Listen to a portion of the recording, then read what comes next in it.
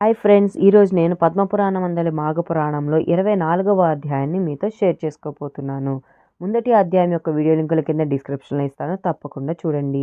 వీడియోలోకి వెళ్ళే ముందు ఒక చిన్న రిక్వెస్ట్ ఫ్రెండ్స్, నా వీడియోని పూర్తిగా చూడడం, లైక్ చేయడం, షేర్ చేయడం, మీ ఒపీనియన్ కామెంట్ రూపంలో తెలియచేయడం మర్చిపోకండి. మీరు లైక్ చేయడం, షేర్ చేయడం, కామెంట్ చేయడం వల్ల నా వీడియో మరికొంతమందికి రీచ్ అయ్యే అవకాశం ఉంటుంది. క్రిందటి అధ్యాయంలో నారదుడు దేవతల యొక్క దీనస్థితిని చూసి శ్రీమన్నారాయణ్ణి స్తుతించి విన్నవించడం, అలాగే శ్రీమన్నారాయణ వారిని ఎలా అనుగ్రహిస్తారు, దానికి ఉపాయం ఏంటిది అనేది ఆయన చెప్పడం, ఇవన్నీ మనం కిందటి అధ్యాయంలో తెలుసుకున్నాము. ఈ అధ్యాయంలో శ్రీమన్నారాయణ యొక్క అనుగ్రహము, తులసి మహత్యం గురించి తెలుసుకుందాము. గృత్నమద మహాముని జహ్నుమునితో ఇట్లనియే: సత్యజిత్తు ఏకాదశి యందు భార్యతో పాటు ఉపవాసం ఉండెను. కేశవుని గంధ పుష్పాదులతో అర్చించెను. దేవతల హితము కోరి శ్రీమన్నారాయణ్ణి నిరంతరంగా జపించుచు జాగరణ చేసెను. ఏకాదశి నాటి రాత్రి మొదటి జామునందే శ్రీహరి సత్యజిత్తునకు ప్రత్యక్షమయ్యెను. నీలి మేఘముల వలె నల్లని ఛాయతో, నల్లని ముంగురులతో, పద్మనేత్రములతో ప్రకాశించుచు, తిలకముతో, విచిత్ర కుండలములతో చెక్కిళ్ళు ప్రకాశిస్తూ ఉండగా, సూర్యకాంతిని మించు కిరీటముతో, హార కేయూరాది విభూషణములతో, పచ్చని పట్టుబట్టలను కట్టి మనోహరమైన రూపముతో గరుత్మంతునిపై ఎక్కి వచ్చెను. మునిగణములు శ్రీమన్నారాయణ్ణి స్తుతించుచు భార్యతో పాటు శ్రీమన్నారాయణ పాదాలపై పడి నమస్కరించెను. శ్రీమన్నారాయణమూర్తి, నాయన, కోరిన వరము ఇచ్చెదను, అడుగు అనెను. అప్పుడు సత్యజిత్తు, స్వామి, ఇంద్రాదులకు పూర్వము వలనే సంచరించు శక్తిని ఇమ్ము, వారిపై దయ ఉంచుము, తర్వాత నాకును నా భార్యకును నీ సాన్నిధ్యాన్ని అనుగ్రహించుము అని కోరెను. శ్రీహరి దయతో వాని కోరికను అంగీకరించుచు ఇట్లనెను: ఓయి, ఈ ఏకాదశి తిథి సమస్త పుణ్యములను ఇచ్చును. నేను నీకు ఈ తిథి అందే ప్రసన్నుడనైతిని. కావున ఈ తిథి నాకు సంతోషము కలిగించు తిథి. నీవు నీ భార్య ఈ పారిజాత వృక్షమును పెకిలించి ఇంద్రునికి ఇవ్వండి. పవిత్రము, వనవాసి, నాకిష్టము అయిన ఈ తులసిని నాకివ్వండి. నీకు శుభము కలుగుతుంది. మరి ఒక ఆలోచన వలదు అని పలికెను. సత్యజిత్తును అట్లే అని అంగీకరించెను. మరునాటి ఉదయమున భార్యతో కలిసి పారిజాత వృక్షమును పెకిలించి ఇంద్రాదులకు ఇచ్చెను. తులసిని లక్ష్మీపతి అగు శ్రీహరికి ఇచ్చెను. శ్రీహరి అనుగ్రహము వలన ఇంద్రాదులందరూ శక్తివంతులై శ్రీమన్నారాయణులకు నమస్కరించి నిలిచిరి. శ్రీహరి ఇంద్రాదులు వినుచుండగా సత్యజిత్తును వారి భార్యను చూచి ఇట్లనియే: ఈ ఏకాదశి తిథి నాడు నీవు భక్తితో ఈ విధంగా నన్ను పూజించి నా అనుగ్రహము ఉండుట వలన మిక్కిలి ఉత్తమమైనది, నాకు మిక్కిలి ఇష్టమైనది. ఈ ఏకాదశి తిథి సర్వజీవుల పాపములన్నిటినీ పోగొట్టి అనంత పుణ్యమును ఇచ్చును. మందమతులైన మానవులు ఈ విషయమును గమనింపలేరు. పాడ్యము నుండి 10 దినములను యథాప్రకారం భుజించి ఏకాదశి నాడు ఉపవాసము, జాగరణ చేసి నన్ను స్మరించుచు వారు నా సాన్నిధ్యాన్ని చేరుదురు. ఇహలోకమున సర్వసుఖములను, సర్వశుభములను పొందుదురు. నాకు సంతోషమునిచ్చిన ఈ తిథి ఉత్తమ సంభావన ఇచ్చి వేల కొలది అశ్వమేధములు చేసి వచ్చు పుణ్యమును ఇచ్చును. ధర్మవేత్తలకు మునులను ఈ తిథి మిక్కిలి పుణ్యప్రదమని అందురు. 12వ రోజున దేవతలకు మరలా శక్తి, పుష్టి కలుగుటచే ద్వాదశ తిథిని ప్రాణదాయిని, విష్ణుప్రియని అని అందురు. అజ్ఞానము చే ఏకాదశి భుజించువారు మహాపాపులుగా ఉందురు.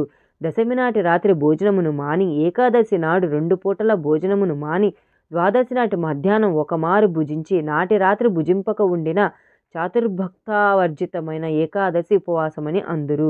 ఈ ప్రకారం చేసిన ఉపవాసము సంపూర్ణ పుణ్యఫలాన్ని ఇచ్చును.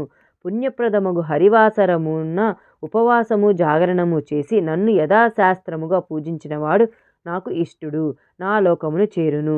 ఇట్టి ఏకాదశి ఉపవాసము చేసిన వానినే కాక వాని కులము వారందరినీ రక్షించి అనేక యజ్ఞములు చేసిన వచ్చు ఫలాన్ని ఇచ్చును, పుణ్యం లభించును. 4 వర్ణముల వారు, సన్యాసి, వానప్రస్థుడు, స్త్రీలు, బాలవృద్ధులు అందరూ ఏకాదశి నాడు భుజింపరాదు. ఏకాదశి నాడు స్త్రీ సుఖము, నిద్ర, అన్నము వీనిని విడిచి నన్ను పూజింపవలయును, నా పాదోదకమును సేవింపవలయును.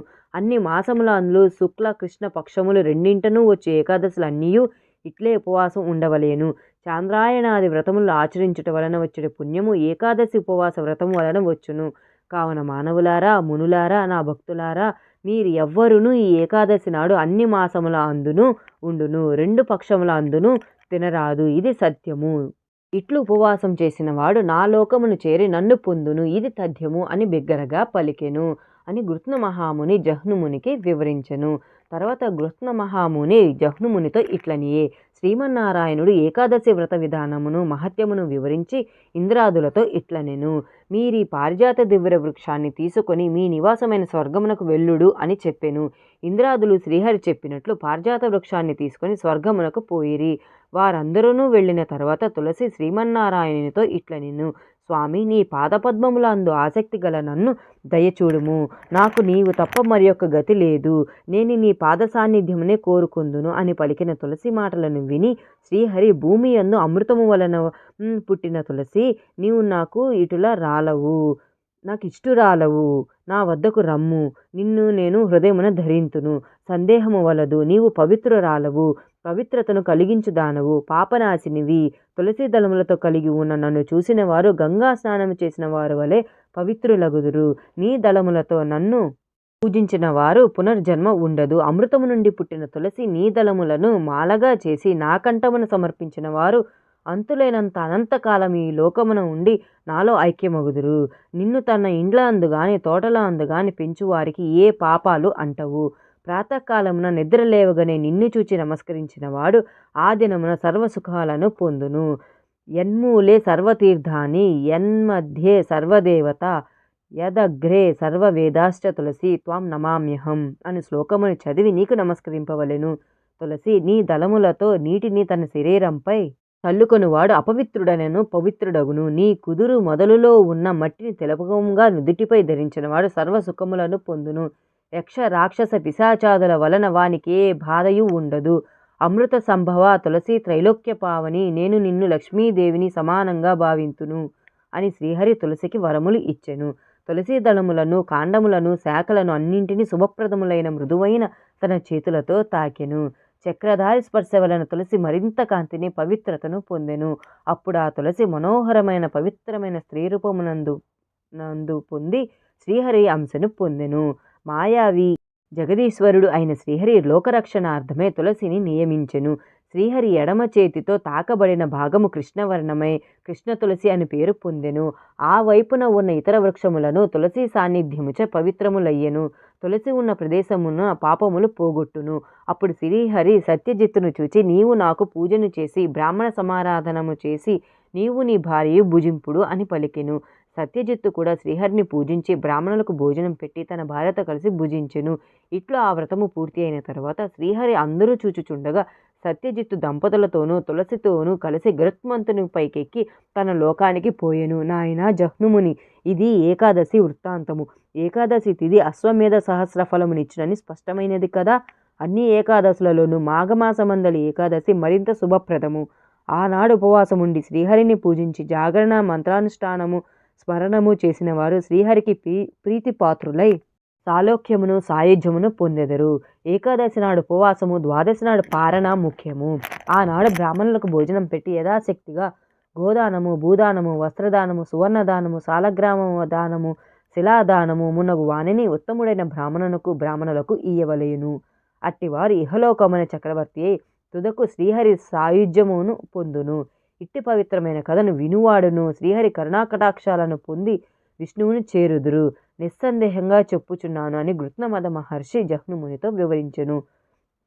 సాక్షాత్ శ్రీమన్నారాయణుడే మానవులకు, దేవతలకు తులసి మహత్యం గురించి, ఏకాదశి వ్రతం, ఏకాదశి ప్రాముఖ్యతను వివరించారు. ఈ విధంగా 24వ అధ్యాయం సమాప్తః.